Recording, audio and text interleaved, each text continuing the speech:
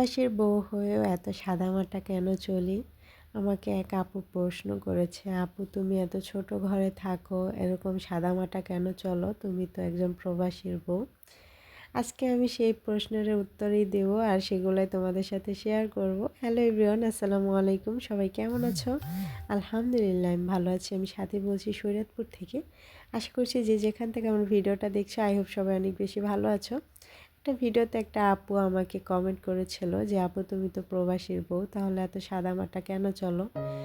কেন এরকম ভাড়া বাসায় ছোট্ট একটা ঘর নিয়ে চলো? তখন আমি একটা ভিডিওতে বলেছিলাম যে আমার ছোট্ট একটা ঘর, বাবুকে নিয়ে থাকতে অনেক বেশি কষ্ট হয়। সেই প্রেক্ষাতেই আমাকে আপুটা কমেন্ট করেছিল আমার আগের চ্যানেলে।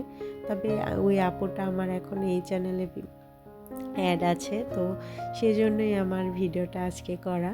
তো আজকে তোমাদের সাথে সেটাই শেয়ার করব ইনশাল্লাহ।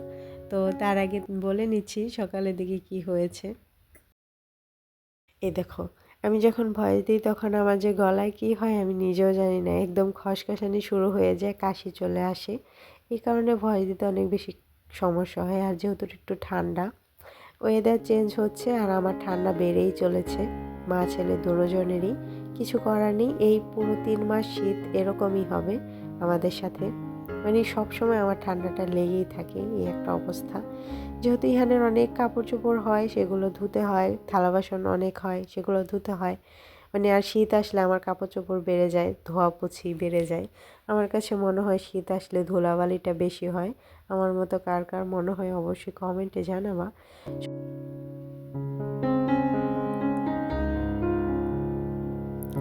জীবনে চলার পথে না অনেক রকম সমস্যার সম্মুখীন হতে হয়। আমিও এক সময় এমন কঠিন একটা সমস্যার সম্মুখীন হয়েছিলাম যখন ইহানের বাবা বিদেশ থেকে একবার চলে এসেছিল। তখন কিন্তু আমি মোটামুটি সে বিদেশ থাকতে ভালোভাবেই চলাফেরা করতাম, কাপড় চোপড় জুতা ওইটা এটা অনেক সাজুগুজু কেনাকাটা, মানে সবসময় সাজুগুজু করে থাকতাম।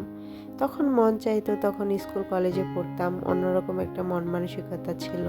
কিন্তু এখন তো বেবি হয়েছে, এখন আর সেই মন মানসিকতাটা নেই। এখন মন চায় ছেলেটাকে একটু সুন্দরভাবে চলাই, সংসারটাকে একটু দাঁড় করাই। এই তো একটু সাংসারিক হয়ে গিয়েছি, যেটা আসলে প্রতিটা মেয়েরই বিয়ের পর তাদের মধ্যে একটু একটু করে দেখা দেয়। আমারও সেম হয়েছে। তবে অনেকে আছে অনেক সুন্দরভাবে প্রবাসীর বউ হলেও সে অন্যরকমভাবে চলাফেরা করে। আমার আসলে আপু ইচ্ছে করে না ওইরকমভাবে চলতে, কারণ আমি একসময় অনেক বেশি কষ্ট করেছি। সেই কষ্ট থেকে শিক্ষা পেয়েছি যে জীবনে কিছু করতে হলে অবশ্যই প্রথমে একটু স্বাভাবিকই চলতে হবে, তারপর অবশ্যই কিছু হাতে করে নিয়েই তারপর এই মন মতন চলা যায়। এখন যদি আমি আমার হাজব্যান্ডের টাকা একদম উজাড় করে ঢেলে দিই, ও কিছু বলবে না, কিন্তু পরবর্তীতে আমারই চলতে কষ্ট হবে। এই তো দেখো, স্বাভাবিকভাবে চলি বলেই আজকে একটু বাড়ি করার তৌফিক আল্লাহ দিয়েছে।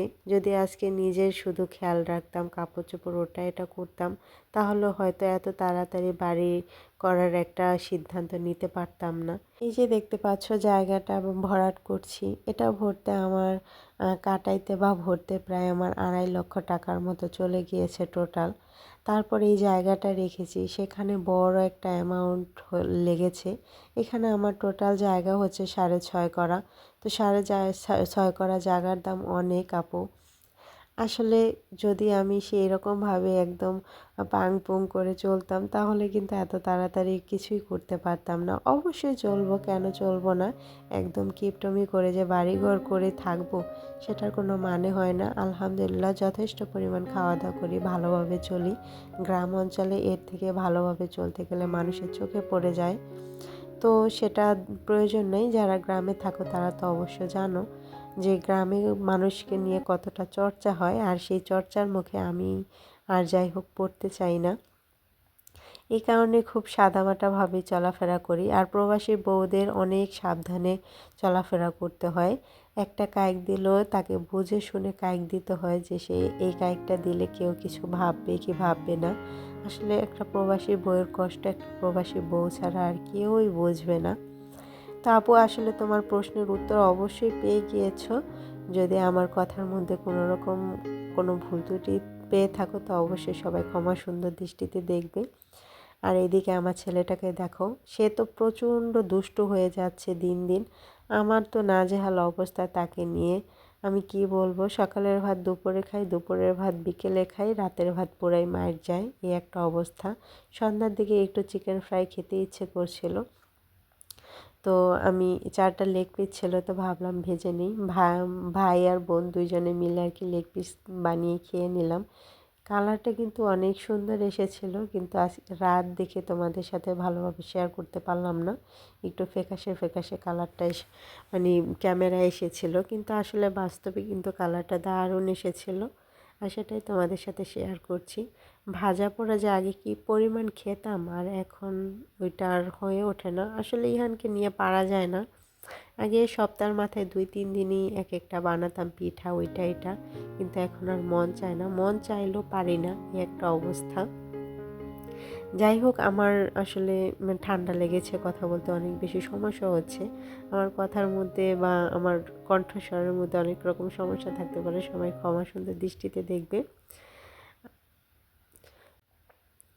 তো তোমাদের সাথে অনেক কথাই শেয়ার করলাম। আমার যদি কোনো রকম কোনো কাজে ভুল ত্রুটি হয়, তো অবশ্যই তোমরা কমেন্টে আমার ভুলটা ধরিয়ে দিবে, এতে আমি অনেক বেশি উপকৃত হব এবং খুশি হব।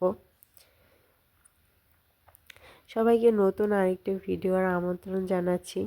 আর যারা যারা আমার ভিডিওতে আমার চ্যানেলে নতুন ভিজিট করছো, তারা অবশ্যই কমিউনিটি পোস্টে গিয়ে একটা লেটার লিখে আসতে পারো। আমি অবশ্যই সময় করে তোমাদের চ্যানেলে ভিজিট করব ইনশাল্লাহ।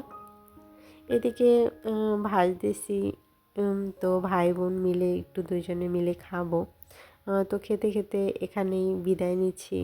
সবাই ভালো থাকবা, সুস্থ থাকবা। আল্লাহ হাফেজ, আসসালামু আলাইকুম।